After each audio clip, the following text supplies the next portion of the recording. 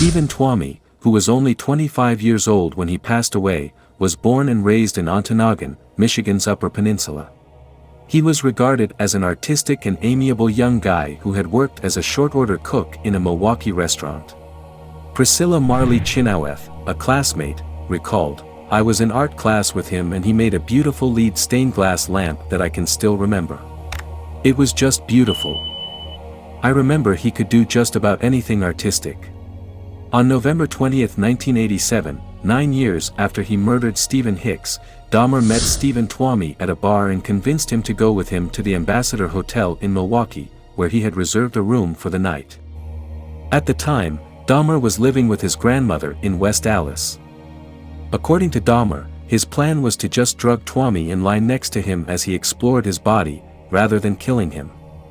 But, when Dahmer awakened the following morning, Tuomi was on the bed under him, his chest was crushed in and bruised. In addition to that, he had blood coming out of the corner of his mouth.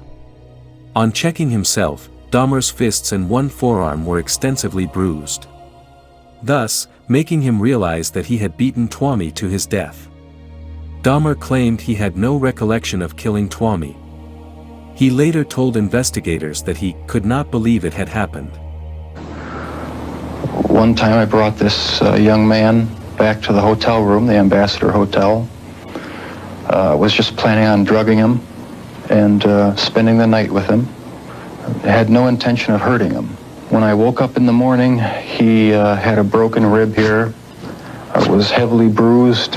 Apparently I had beaten him to death with my fists. And you have no memory of it? I have no memory of it.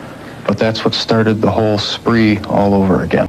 In order to get rid of Tuomi's body, Dahmer bought a large suitcase and brought Tuomi's body to his grandmother's house.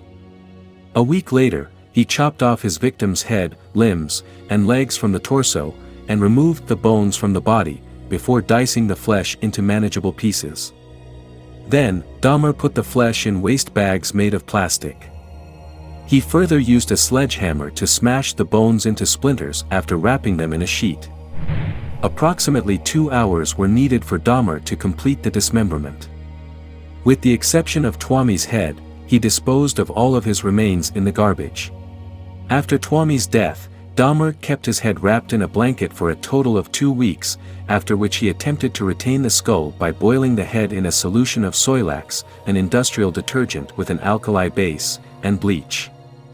Dahmer used the skull as stimulation for masturbation. This bleaching procedure eventually made the skull too brittle, so Dahmer ground it up and threw it away. Due to a lack of evidence, Dahmer was not officially charged with Tuomi's murder, but the serial murderer admitted to killing him. 3 months after he vanished, Tuomi's family reported him missing, and according to his father, Walter, Milwaukee police told them they couldn't help because there were no indications of foul play. May the soul of Steven Tuomi rest in peace. Thank you for watching. Drop a prayer for Tuomi in the comments. See you all in the next Jeffrey Dahmer series, where we will be talking about his third victim. Make sure you like, share, subscribe and turn on your post notifications so that you will be the first to know when there is a new video.